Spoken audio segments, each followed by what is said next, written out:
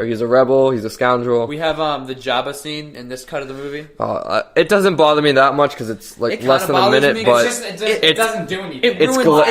It ruins the mysteriousness of Jabba. That's the only thing. That's the only thing it does. It ruins Jabba's mystery. And also, it's glaringly bad CGI. Yeah, it's very awful. bad. Because one thing, CGI works best when they're in a darkly lit room, as we see with Peter Cushing. And he's a real guy. Well, I know, but I'm talking about in Rogue One. I know, yeah. His CGI works because there's like shadows on him. Yeah, true. Jabba is just he's out in the open, all bad. just all and like the line bright Han sands. says, he's like you're a man because that's Jabba was supposed to be a guy. Yeah, he was like a fat little old man. There's a deleted scene on YouTube. You can probably find it if you care to see what Jabba was intended to look like originally. He's a fat man in animal skins. Yeah. And then they made a big worm guy, and it kind of I don't know like. I like the worm guy better. Yeah, I like the worm guy. I wish they led up to it in Return of the Jedi. Because you hear him all the time. Yeah. Even though if you watch the prequels first, you do see him in Phantom Menace. Technically. Yeah, but you don't really know. Yeah. I guess kind of. True. Yeah. All right, I want to turn it over to Jake. Jake, favorite scene?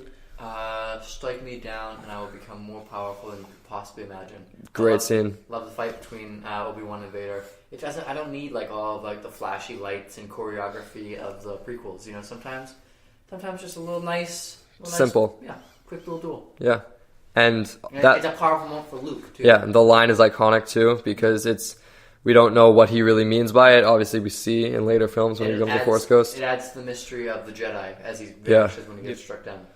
Absolutely. Just any thoughts on that scene in general? One of the most iconic fight scenes in cinema. I loved it, frankly. Yeah. And I just love like the meaning behind it, especially like that you get after the prequels, like knowing that the relationship that Anakin and Obi-Wan. It's kind of cool when they're talking. This is the about first them, time that they're meeting each other since that fight on Mustafar. Yeah. So Vader's going in there like, oh my god, the last time I saw this guy, he dismembered me completely. Yeah. And Obi-Wan doesn't even really treat him like he's Anakin. He treats him like he's a machine. He calls him Darth, right? Yeah, and he's not really phased either. He, strike me down, and I shall become more powerful than you could possibly imagine. He's very stoic in how he says it. He's not crazed that he's confronting his old best friends. But they didn't know that when they were filming it. You got to think about that. They knew the backstory.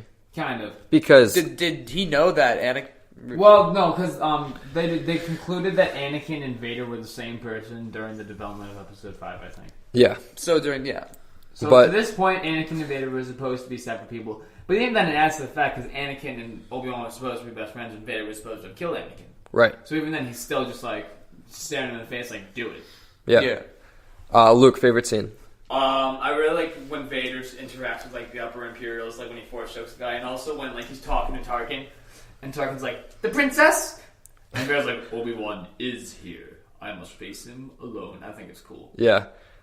Just going off what you said about when he's talking to just everyone in the room. One scene I really like. It's such a subtle detail, but the empty seat belongs to Orson Krennic. Yes, and I just think that's so cool that we get this character in Rogue One. Obviously, dies at the end. Spoilers for Rogue One if you haven't seen it. Came out a year ago. Yeah, seen it, buddy. Exactly. It turns out George Lucas knew all along. Yeah. He was saving that empty seat for I feel like it was on purpose, even if he didn't know who it was going to be. I feel like that's something that wasn't an accident. He is very detail oriented. Yeah, because it was always Episode 4. Right. So there was always something beforehand, and we do know that in the opening crawl text that there is a story about the rebels stealing the Death Star plans. The plot of the Battle of Scarif. Yeah. And that one little paragraph, Rogue One fits. Exactly. So there was probably some quick synopsis that he had about what the story of Rogue One could have been, and so I do feel like it was on purpose, even if it wasn't a tangible character at the time. Yeah. I just really like how we can watch this movie made 40 years ago and yet still detract something new from it based on new releases. Yeah, I just find that really cool. It kind of adds to the timelessness. Yeah. Favorite character in this movie? I'll start real quick. Han Solo. This is the first. Han Solo is one of my favorite characters in film.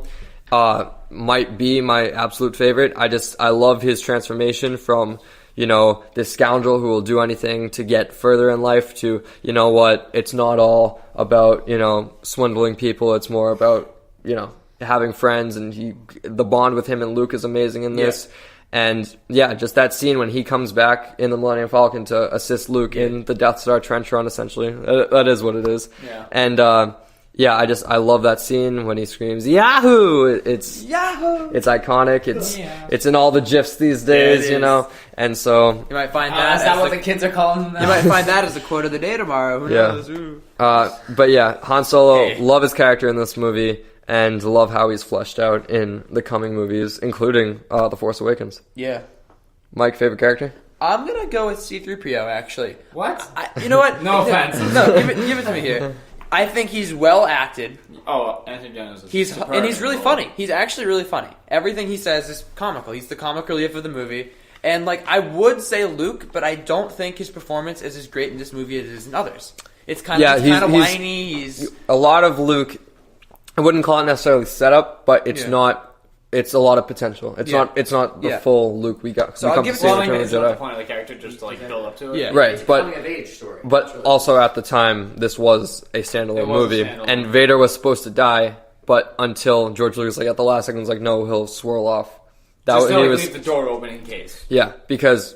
As we know, Yeah. we didn't know if this was going to succeed. Yeah. This is one of the biggest, Also, biggest risks in film yeah. history. I can't call Darth Vader my favorite character because he doesn't do much in this movie. Well, I think that's the reason why you could call him your favorite character, because he just becomes so iconic with 12 minutes of screen I time. guess that's true, But but you see this guy walk through Yeah. the thing in The the opening movie scene, scene. and you're just like, this is the best. I mean, Yeah. same And thing could be said. He just You like know, spear into the heart. Yeah, same thing could be said with Nice. Anthony Hopkins as Hannibal Lecter, because True. he had Yeah. probably 10 to 12 minutes of screen time. I and won think an there's a Oscar little for bit it. of differences though, because not that he doesn't have iconic lines in this movie, but Hannibal Lecter has some of the most iconic lines there. Darth Vader's iconic lines are later.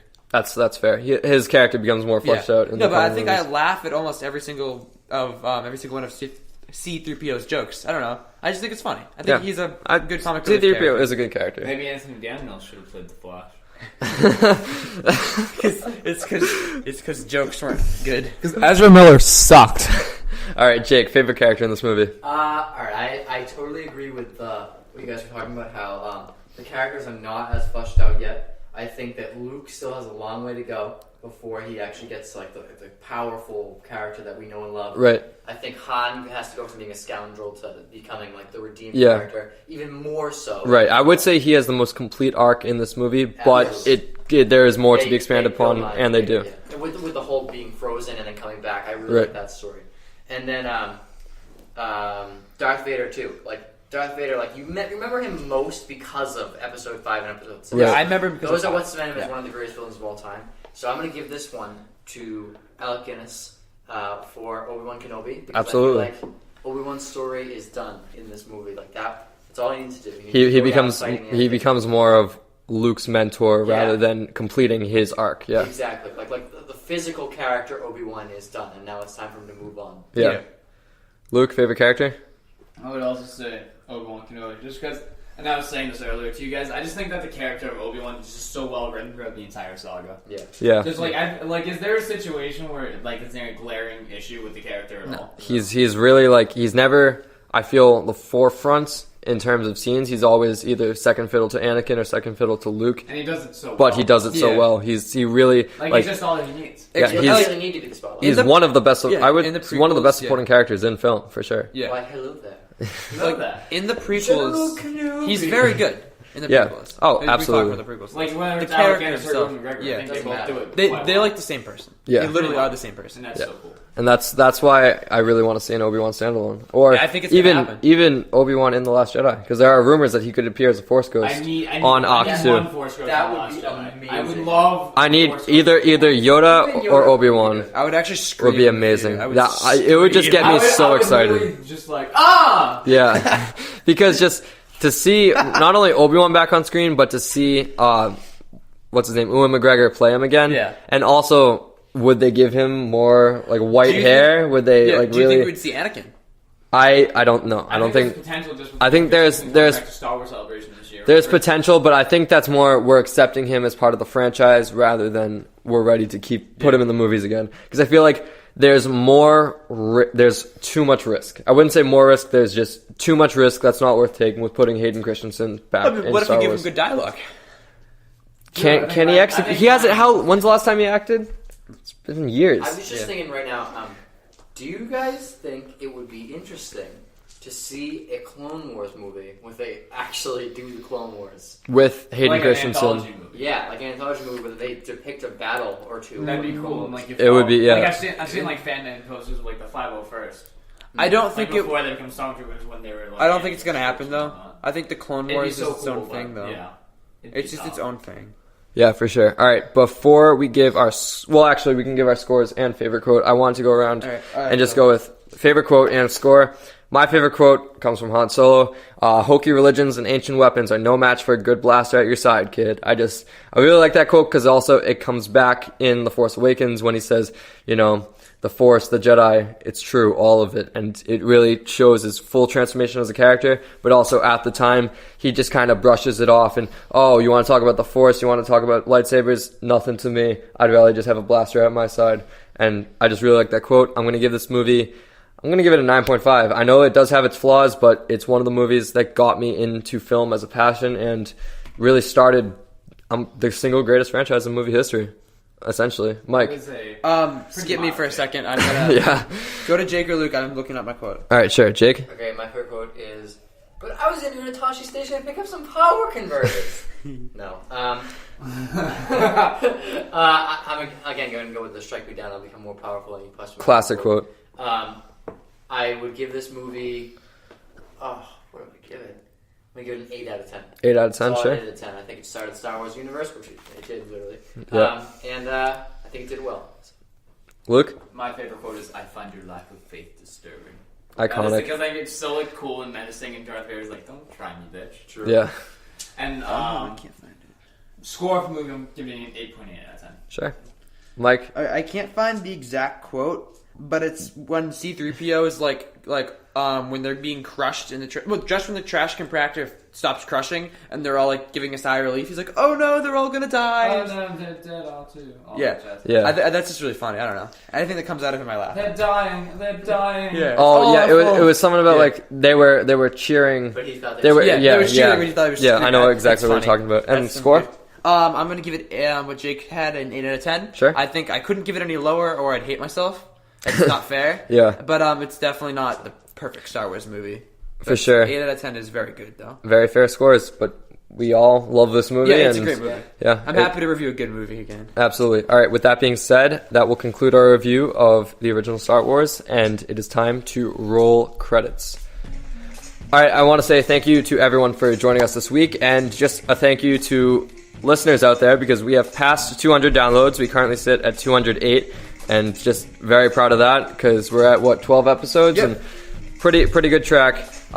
Just very happy with that, and if and when we reach 1,000 downloads, I do want to do some sort of giveaway, so look at our Twitter for that, where you can find us on Twitter at Real Talk Pod. That's REEL as spelled on the podcast title. You can find us on iTunes by searching my name, Liam Crowley.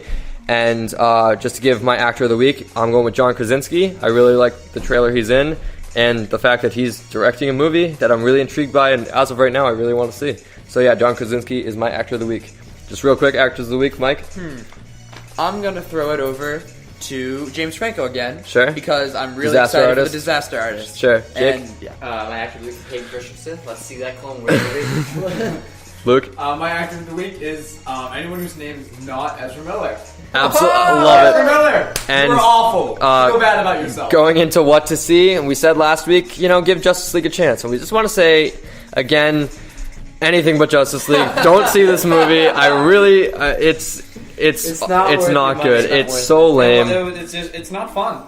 Yeah. It's like a fan-made movie. I got bored. Honestly. It does. It feels like a fan-made movie. All right. Guys, it's the Justice League starring me in my mom's basement. Essentially. All right. Looking to the future, we are going to continue our weekly Star Wars reviews next week with our review of Empire Strikes Back, one of the best movies ever made, in my opinion. And Best in the saga. yeah, absolutely. By far. One of the most iconic Until movies. The Last Jedi comes out. For sure. All right, with that said, I've been Liam Crowley. You can find me on all social media platforms at Liam Crowley714. Mike. I've been Mike Gillis. You can find me everywhere at Mike Gillis25. And Jake. I'm Jake Leon. You can find me at jleon808. Absolutely. Luke. I'm Luke Miranda. You can find me at LM110399. All right, thank you guys so much for joining us. And with that being said, it's been real. Thank you guys so much. We'll see you next week.